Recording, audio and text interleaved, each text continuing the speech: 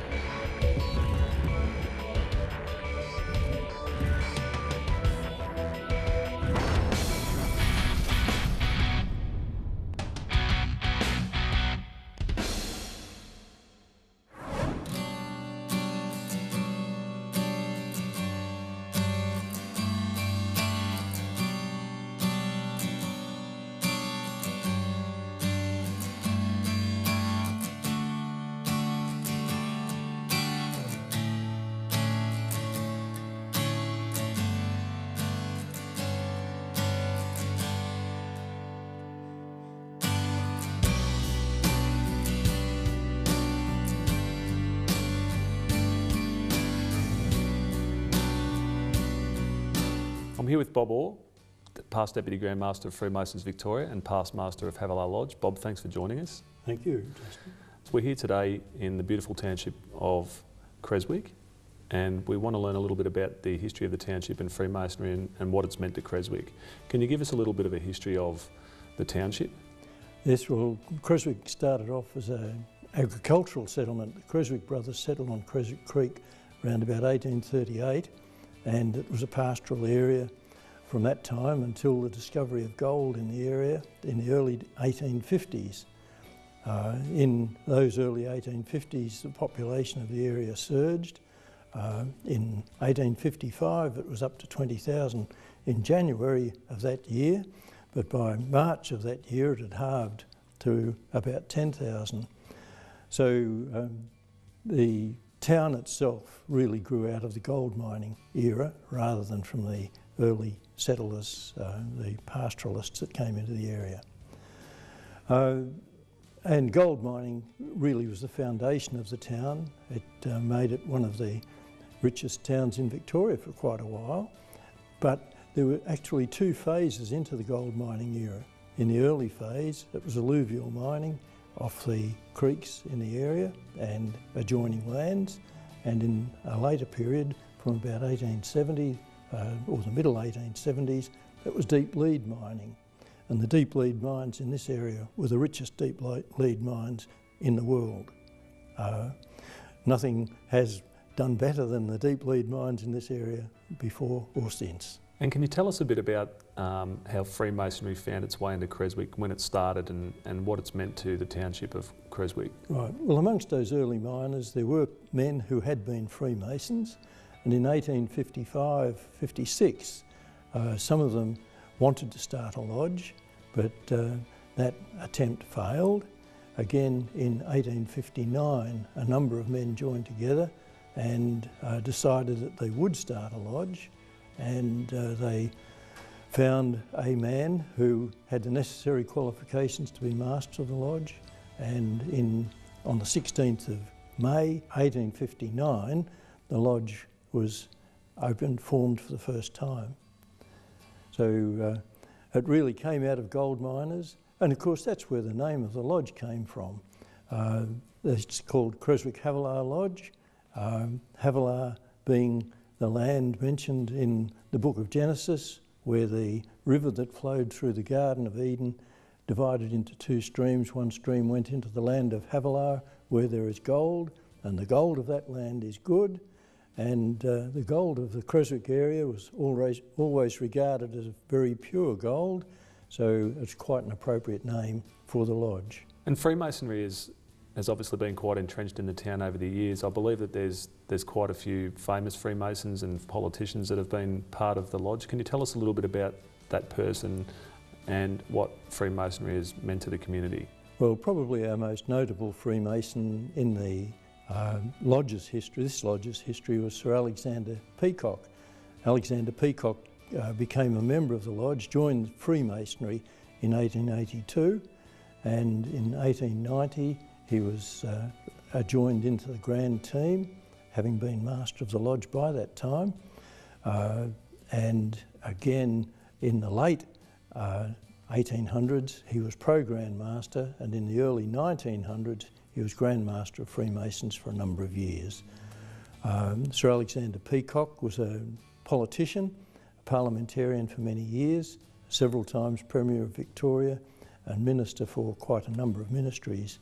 Is well respected for his early labour laws, looking after the working conditions of people, not only in the mines. He was a mine manager himself, but above all he was a politician. He was known as the Laughing Premier, so he was very popular. He died in 1933, and I understand there was a special train came up from Melbourne to bring the people who attended his funeral. So he was certainly a very prominent politician of the time, a very prominent Freemason, and well known as a Freemason. But he's not the only Freemason from this area that's contributed to the town and to the wider community. You'd find that about half of the streets in the main area of the town are named after men who are Freemasons.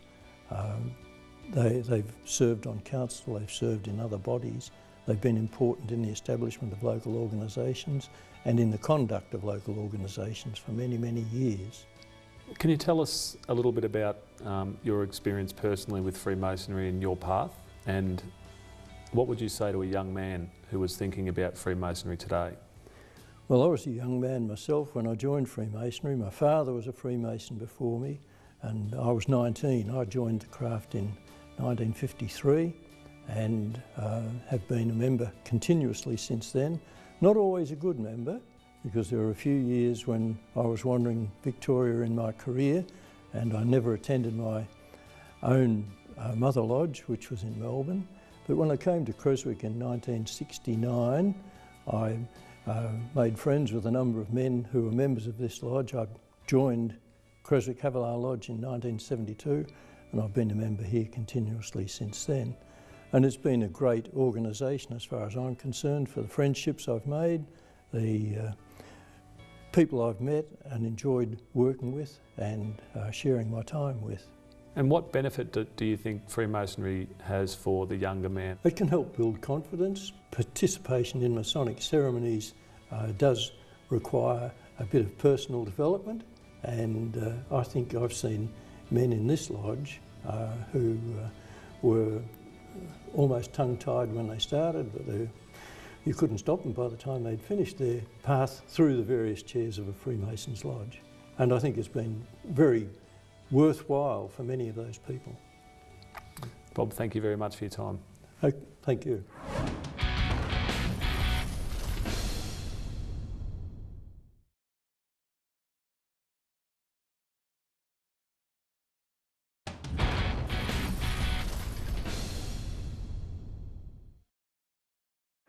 We're here with Dorothy Wickham of the recently published Freemasons on the Goldfields. Dorothy, if you can tell me a little bit about why you chose to pursue a book about Freemasonry in Ballarat. That's a good question.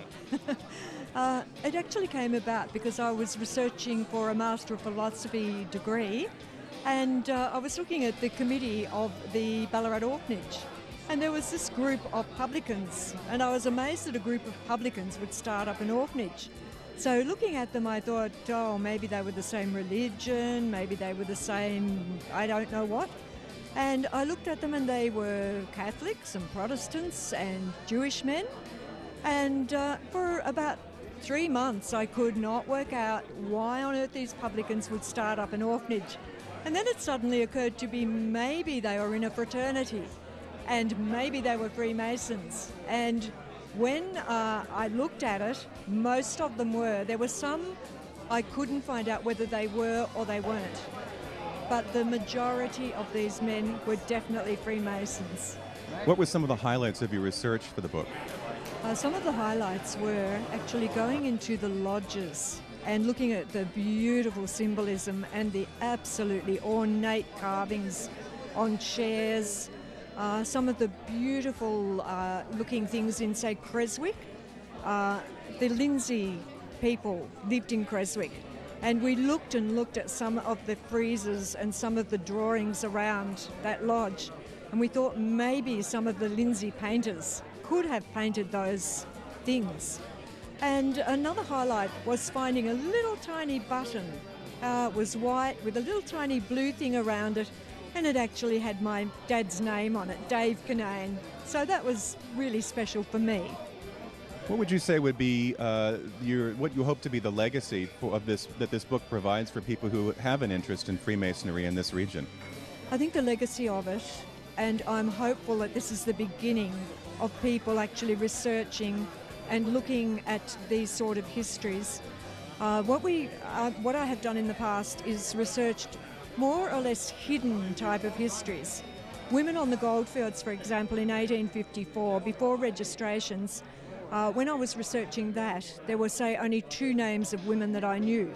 They were Mrs. Smith and Mrs. Jones. They didn't even have first names. And after I'd finished that book, I had the names of 1,500 women, and only 2 of them didn't have first names. So that was the sort of research I do.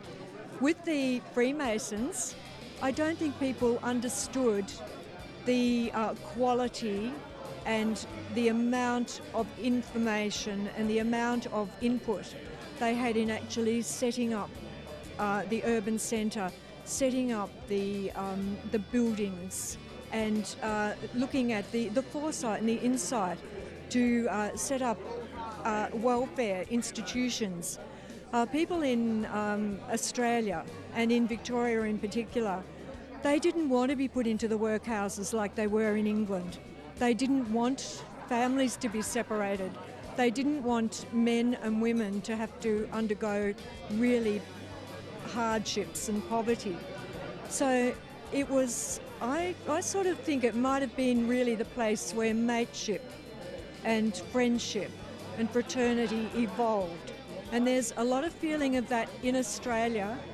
Might be intrinsic, we might have it hidden, but it's there nevertheless. I'm here with Freemasons Victoria Grand Master Bob Jones. Bob, can you tell us a little bit about the book and what it means to the region of Ballarat?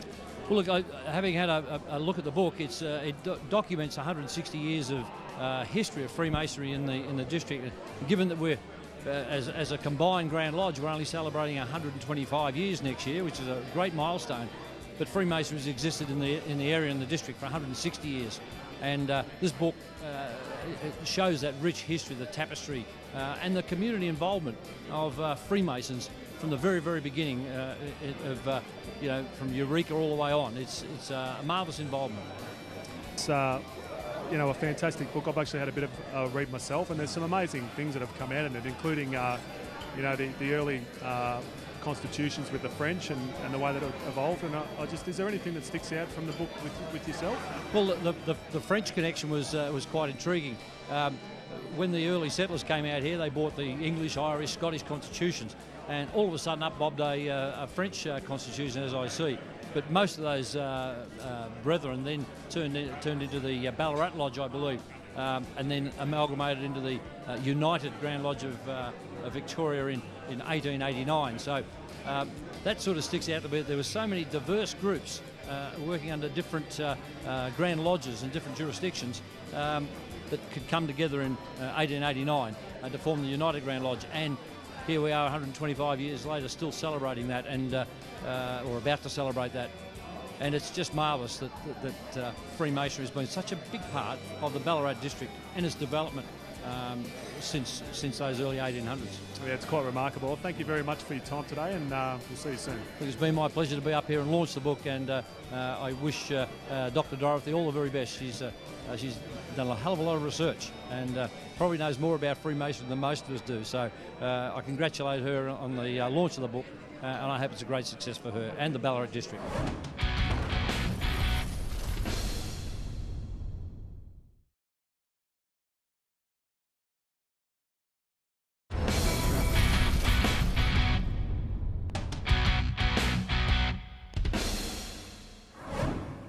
We're at the Ballarat Masonic Centre, and we're here talking with 3 young Freemasons. Brett Edgington, Nathaniel Buchanan, and Russell Barry. Gentlemen, thanks for being here today. I appreciate it. Thank you. I wanted to start off with a very general question, but for all three of you. First, tell me a little bit about how you became involved with Freemasonry. Well, I come into Freemasonry reasonably late in my 30s, and I was working at the time at Her Majesty's Theatre here in Ballarat, and there was a fellow called Lou Gay, who was a good friend of mine, and I'd always been fascinated with Freemasonry. It always sort of really got my attention and my imagination, and Lou mentioned that he was a Freemason and invited me in, and I was really, really thrilled. I would have joined years earlier had I been invited, but no, come at a really good time in my life, and have never looked back. Russell? I've only been in for 8 months. Nathaniel here beside me was the one who kick-started all that. Knowing that he was a member, we got together several times and over dinner or several beers here and there and talked about it at length, and I decided to go ahead and join, and yeah, so far it's been very rewarding. And Nathaniel?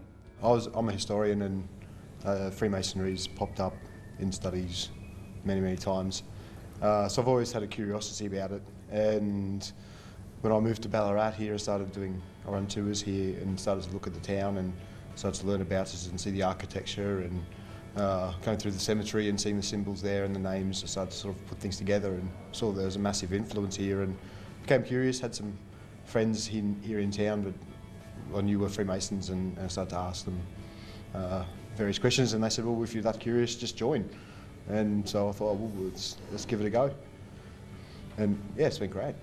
Many of us in Freemasonry say in a casual and offhanded manner, after we've been involved with the craft for some time, we talk about having been fascinated with it on some level or other for a long time prior to getting involved. Can you be a little bit more specific about, Brett, perhaps you, about what the fascination was? What kinds of things were getting your attention about Freemasonry? Well, like Nathaniel, I guess moving to Ballarat and reading about the town's history and just seeing the incredible influence that Freemasonry's had in a regional centre like Ballarat. You know, the hospital, the orphanage, the civic institutions, and the laying of those foundation stones, and you can't help but be caught up in the amazing story, you know, of men who came here in search for gold, established the early Goldfield lodges, and really built this town, you know, and built all of those civic institutions that these days we regard as so important as, you know, part of our community. But also, you know, all those wonderful stories of, you know, knights and that sort of stuff as well as a child that I was also always influenced by. I think one of the most amazing things that I found about Freemasonry, and often, unfortunately, you only ever get to hear about it when one of our members passes away, and you go to the funeral and you'll get the eulogy and you'll hear this, you know, incredible tale of people that were, you know, secretaries of the local football club or, you know, into local sporting groups. It were people that helped in their communities and really made a difference in their lives. And so many Masonic eulogies, and so many of the fellows in our lodge, you know, were community leaders. And that's always fascinated me, that leadership. And it's something that I've always been interested in, community leadership and driving a community. And so many Freemasons were absolutely core to that. And you know, I just found that really exciting, sort of the stories of individual members and how they'd contributed. I'd like to know if you feel that it's any easier for people to learn about Freemasonry today, to gain access to the answers to some of those frequently asked questions. I think it's much easier. I mean, in the early 2000s when I joined, in 2003, there certainly wasn't the sort of local Masonic websites. There wasn't that information that you could easily access. You know, since then, my lodge and so many lodges in the district now have websites and Facebook pages. You know, and a quick search on Google will now get you in touch with your local Freemasons. That wasn't the case, I guess, when I joined in 2003. But no, it's fantastic how easy it is these days to just type something into Google and be put in touch with a lodge in your local area. This is another question, I think, for all three of you. I imagine that being part of something like Freemasonry in a smaller rural town, rural community, offers some experiences and connections with the community that might be perhaps less intimate in a larger city like Melbourne or another urban environment. In your experiences, what might some of those benefits of being involved with Freemasonry in a smaller town be? I would probably say that having met lodge members, you now know when you do walk down the street, you see one, you know who you're actually dealing with or talking to. And in a small town, you probably see that more and more because you see those people more often. And I think also being a smaller town, the communities are more close. So whether it's your next door neighbour or it's someone who comes into your shop as a customer, that could be a brother, or it's more personal in a smaller town. One of the really great things that we've been doing in Ballarat recently is going to things like Springfest that we have in Ballarat, where there's thousands of people come get around Lake Wendouree, our local lake here, and we have stalls, and Freemasonry in the district has a stall there. So you get thousands of people walk by and lots of people stop and have discussions with you, and it's always really exciting. I've never met anybody, once you get over the why aren't women allowed question, which is always the inevitable difficult one that you do have to deal with, and you say, well, because for centuries we haven't allowed women, and that's probably really the only reason. And normally if it's a woman who's asking, you say, well, are you a member of Zonta, were you a Girl Guide or something? I can't go to a Zonta meeting. And it's fair enough that we have groups that men and women can meet separately, and they normally sort of go, oh yeah, that's fine, and you relax after that. But it's always really curiosity, so many of those conversations you have at those public functions are people that are really curious, and normally you'll get something like, oh, the great-grandfather or my grandfather was a member, or Dad used to be in the lodge, and it must have been pretty secret back then, because normally, my grandfather was in the lodge and he kept his little case in the wardrobe and we weren't allowed to touch it and know where he went. Fortunately, that's really changed these days. My wife and my daughter certainly know a great deal about Freemasonry now, and I think that's for the better. Brett, tell us a little bit about your work with the library, and I'm talking about the Roger Porteous Library and also the Roger Bell Archive. And then if you would, what sort of help were you able to provide to Dorothy Wickham in the preparation of her new book about Freemasonry in the Ballarat setting? The Roger Porteous Library and the Robert Bell Archive really came about because a number of the district lodges in Ballarat moved into Barclay Street as the new Ballarat Masonic Centre. Before that time, a lot of the early lodge records in Ballarat were in various back rooms and cupboards of lodges all around the district. But when they came together into this centre at Barclay Street, all of the Masonic records in the district finally came together into one place.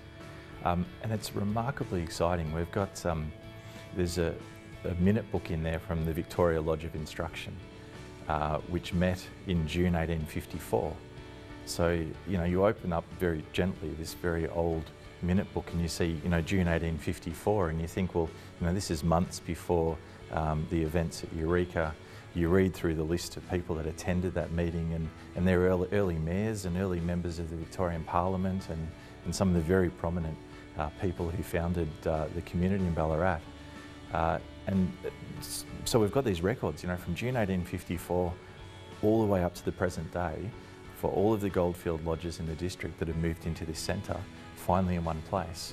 And we're really excited at the moment. We're undertaking a project to digitise all of that information and to get much of it online for public access. Because historians and people into genealogy, there's tens of thousands of names and dates and Masonic histories. So one of the really exciting projects we're looking at the moment is to digitise all that information, to have it publicly available online for research. And yeah, really excited to get that project underway. So the archive's just fascinating, and as I said, to be able to look at those very early records of lodges, and not only as lodge records, but also as wonderful little social commentaries on people's lives. Often in the membership book, their professions are listed. Fascinating stuff. Various people's professions and a little glimpse into life from Ballarat from 1854, and such an integral part of the city as well. They really built this place. A lot of those people that met in those early lodges. It's terrific to hear that there's such a new commitment to digital archives.